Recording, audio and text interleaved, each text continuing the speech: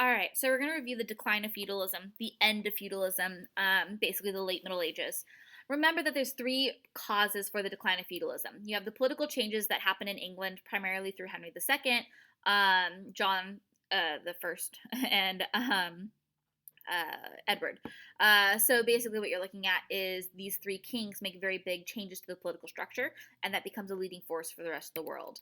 We have the plague, which is also known as the Black Death. It's the same exact event where a lot of people die. And then we have the Hundred Years' War. The Hundred Years' War is more about the shifting of political power from kings and queens to the peasants. So, political changes in England, you guys remember Henry II. He's the one who's creating legal changes for a more just and fair government. He wants to have a jury. He wants to have the fact that you need to be tried before a judge. It can't just be your neighbor being like, you're guilty, and then chopping off your head. Before Henry II, there was this thing called ordeal in combat, where basically, if you were accused of something that you did or didn't do, you had to fight, and then whoever won was going to be declared the innocent person because the other person was dead, and obviously God would not kill an innocent person. Therefore, God had chosen you to live because you were innocent. That was kind of the mindset of the time, and this was entirely wrong, right? Like it's one of those things where, like, if you are not a good fighter, but you're innocent and you die, you're declared guilty. And so it just wasn't really fair. And Henry looks at this and is like, this is insane. We can't have a government based on ordeal and combat. So what he does is he tries to strengthen royal power. He's like, okay, let's make power part of our royal decree so that way we have the control over declaring who's innocent and who's guilty, and it's not just like a free-for-all. This leads him to problems with the church because he writes something called the Constitutions of Clarendon. You have to know this for the final exam. It's a document that stated that the king has the right to try clergy, right? If the clergy or the church people, they are the ones who break the laws, they're responsible to the king, not the church. And so this leads to that whole thing with Thomas Becket, who's his like best friend, but then they get into an argument and Thomas Becket's like, no, you can't force the church to actually follow your rules. And so it's a problem, right? It becomes a huge issue. And so they get into an argument. Thomas Becket is killed, and Henry II kind of has to back off for a bit, but he does win the fact that he has the right to control the church in a little bit of a degree. King John, his youngest son, becomes king many years later. He makes a lot of powerful enemies because he's really not that good at ruling a kingdom. He loses most of the land that England had to France. He taxed his barons a little too much. He ignores the traditional rights of nobles. We watched the whole rap. That's coming up, I'm sure. He arrested people who didn't like him, basically for whatever he wanted to arrest them for. And then he argued with the church and basically stole all their money. So he has basically made enemies of his rich and powerful and then the church. So his barons get together in 1215 and they're like, no, if you do not want us to go to war, you are going to sign a document called the Magna Carta. The Magna Carta is a legal document that basically says the king can continue to be the king, but he has to follow his own laws. He has to follow the common law that Henry II and his wife Eleanor of Aquitaine created. He has to acknowledge the rights of barons, and he has to acknowledge the rights of the church. He can't just stomp over everyone because he's king. And so this is a huge thing because today in England, the queen is still tied by the Magna Carta, basically saying you have to follow your own laws no matter who you are. This also created the idea of habeas corpus, which is an idea that we actually use in the United States today. Habeas corpus basically states that no man can be jailed except for a lawful judgment of his peers or the law of the land. And so you can't be thrown into jail without a reason. So what John would do, he'd be like, hey, you looked at me wrong. I'm throwing you in jail. And then he forgot that you were there. And so you would just die in jail. So habeas corpus was written into the Magna Carta. They're like, you have to have a reason for arresting us. You have to have a reason for jailing us, and then you can't forget that we're there. We need to actually have some kind of process. You can watch this on your own time. It's the Magna Carta rap battle. Political changes in England continued. We have King Edward I, and he takes a major step towards including everyone of all social classes in government. So he calls together people called the Model Parliament. You guys, Parliament is basically England's version of the House of Representatives, of the Senate. They're a group of people that represent the rest of the country. They get together and they debate over new laws. They examine what things could be done to make life better, and then they vote on it. This included commoners, though. Edward the First is the first one. He's like, hey, we need to have lower ranking clergy, like our priests. We need to have commoners. We need to have nobles. We need to have way more than just the rich people on this. And so he pulls in everyone. And so this parliament is still actually used today in England. This is a picture here, I want to say from like 2016 or 2017. And people vote, right? They vote for their representative, and then that representative's job is to go and talk through parliament on their behalf. Major impacts of these changes, you guys. Royal power gets a lot more powerful.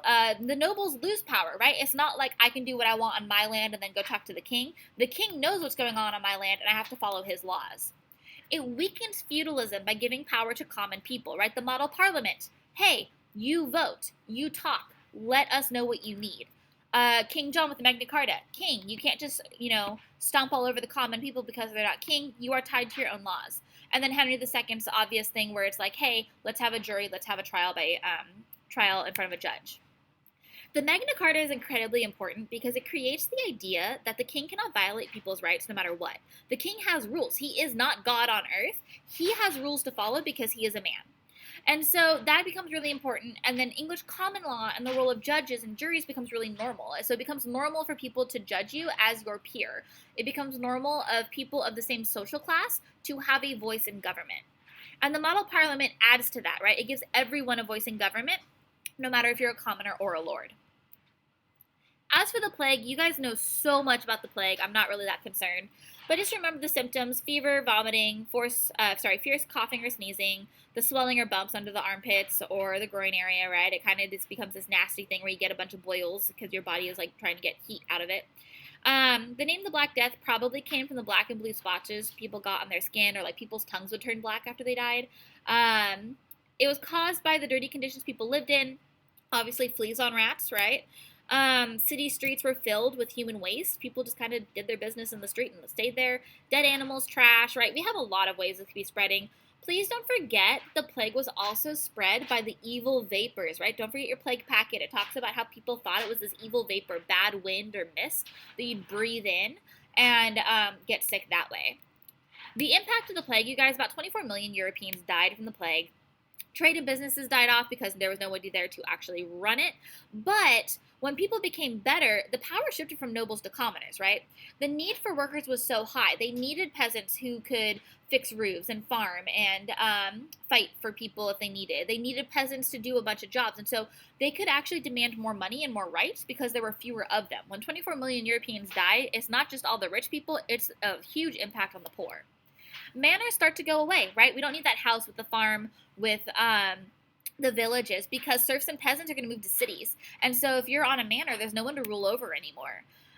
We see peasants starting to revolt for more rights. The English peasants' war of 1381, they actually enter London. They present their demands to King Richard II, and they're like, hey, we want this. Now, their leader is killed, but the significance of this is that serfdom is coming to an end. You can't say you're tied to the land. You can't leave the land when really they can. There's few of them. They're like, hey, we want to move.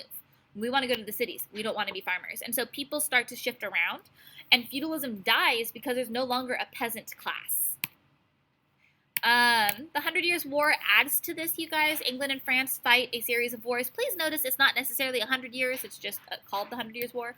The Battle of Crecy in 1346, England kind of displays this army of lightly armored knights. They have foot soldiers. They have archers with longbows. The French are weighed down. They have heavy armor. They can't move unless they're on horseback, and their crossbows only shot short ranges. And so the English do win this battle easily, but then the French kind of turn around with Joan of Arc as their leader. Joan of Arc was a 17-year-old woman. She fought and led the French army to victory in the Battle of New Orleans. She said that God talked to her, and so she often would predict, like, this is what's going to happen. I know what's going to happen. God has told me so. And so she goes and she wins all these battles. She was very popular in France, but she was captured and killed by the English because they were terrified of her. The French eventually do drive the English out of France, and the war ends. I don't know if it's necessarily a win because everyone was kind of destroyed.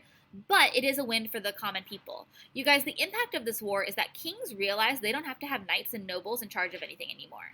Instead, the commoners will help them fight. And instead of, going, hey, Duke so-and-so or Lord so-and-so, please give me your army, they could just be like, hey, commoners, let's go fight. And so they would actually follow the king directly instead of the lords and ladies. This change in military tactic also made knights and castles less useful. Guess what? Longbows take down knights. We don't need knights on horseback anymore. We have gunpowder, and so we can blast holes in castle walls. And so there's this huge change in how we fight. The knights class is no longer needed.